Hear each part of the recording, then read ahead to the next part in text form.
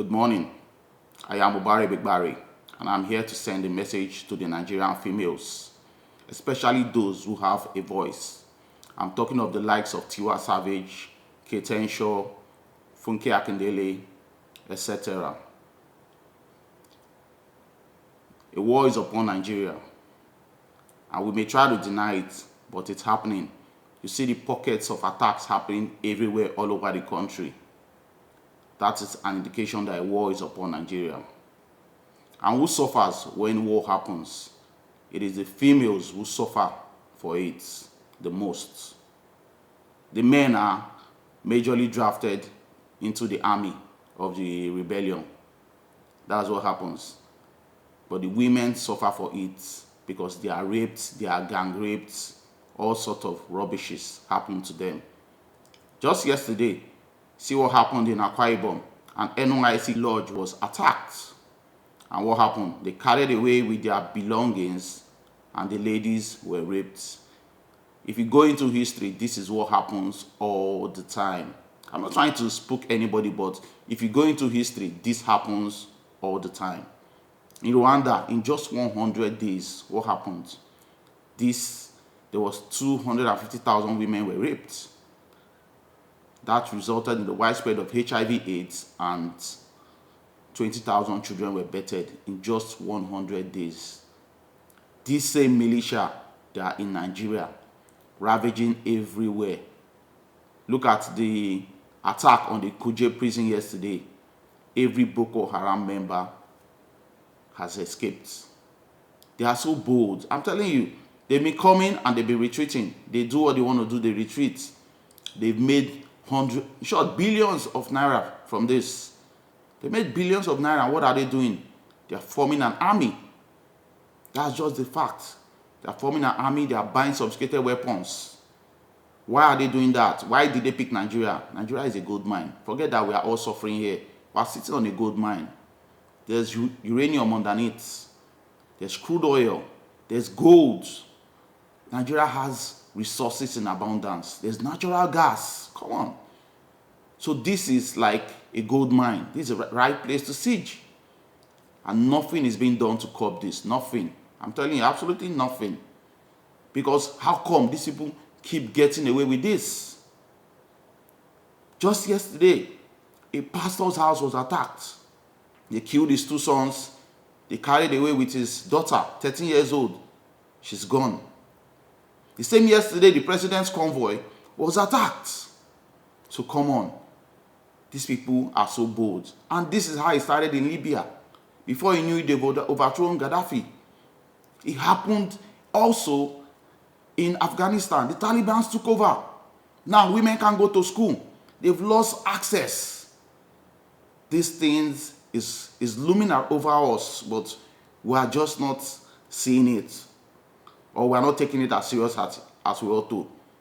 So this is the time for us to actually rise up and demand for good governance. Let's demand that the army try and solve this problem. I understand they are all suffering from low morale. That's just the gospel truth. The police officer is still on the road collecting money. He's doing it because he's very underpaid. He's underpaid, seriously. So he needs to extort that money so that he can pay his bills. The army is underpaid. There's low morale. I'm telling you, Nigeria has happened to them. It happened to all of us. You close on work, you get home. There's no power. There's this frustration. You are going to work. It's not convenient. You sit in the bus, you are tight. You squeeze yourself. Nigeria has happened to all of us. But we are not just going to sit down and let our country be overrun. It's time for us to start lending a voice. Let's say this thing every day. Because these attacks are happening every day. It's happening. Because it has not gotten to your family, it doesn't mean that it's not happening. It's getting closer day by day. It's getting closer. Come on. It's high time we do what's right. If the government cannot give us what we need, then we need to clamor for Nigeria to be divided. Let's have a northern Nigeria and let's have a southern Nigeria. After all, there's North Korea and there's South Korea. And nobody has died. I'm telling you, the way the insurgency is happening, I'm telling you, there just may not be an election next year. I'm telling you the truth. This is the gospel truth. These people have plans of taking over Nigeria. The few people that have been released said it. Even in the Methodist Church prelate that was released recently, where he paid 100 million naira, he said it, that he told him they're going to take over. He said, do you know Ibadan? Lagos Expressway? We are in all the bush there. We're everywhere there. We're also in the south. So we are waiting for the slightest signal. We will finish you people and take over this land. So they claim that Nigeria belongs to Fulani. So these people are going to take over. What are we doing being quiet? Why are we quiet? Why are we not saying anything about it? We need to talk about these things. If we don't talk about these things, I'm telling you, tomorrow is just going to be bad. Women are just going to be arraigned. They are going to be gang raped. Give them so much diseases, because this is what militias do. That's what they do. It keeps happening. It will never stop. That's their pattern. It's their mode of operation. This is what militias do. They call a father and they give him a gun. They tell him, kill your daughter. Or they put a gun in his head. Most men are going to do it. And you do it, they tell you renounce your religion and you join us. And those men, because they've done such an unthinkable act, I'm telling you, they're going to feel there's no more redemption for me. There's no redemption. So let me just waste my life. And they join their militia, and that militia, their army is going to get stronger. This has happened over time. Go and check the Sierra Leonean war, check Liberian war. Go and find out women were gang raped. I'm telling you, a lot of them became widows. Their husbands were killed in their presence.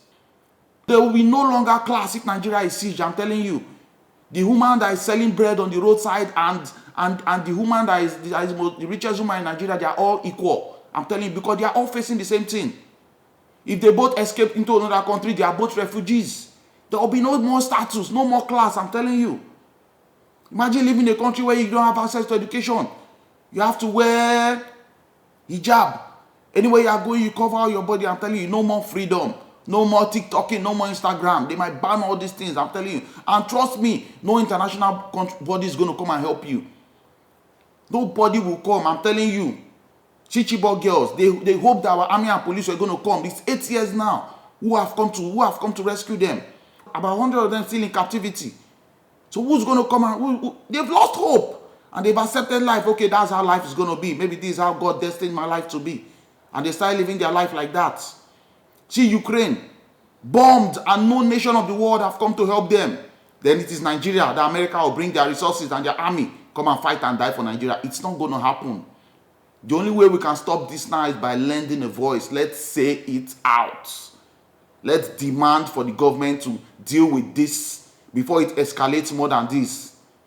It can be done. We have an army that is 235,000 strong. Let's make demands. If we don't make demands, everybody keep living their life the way it is. I'm telling you, you just may wake up tomorrow and you are waking up and you are in Afghanistan and no longer in Nigeria. I'm telling you, that's just the gospel truth. The word is enough for the wise. I'm Obaro, the convener of the Fix Nigeria campaign.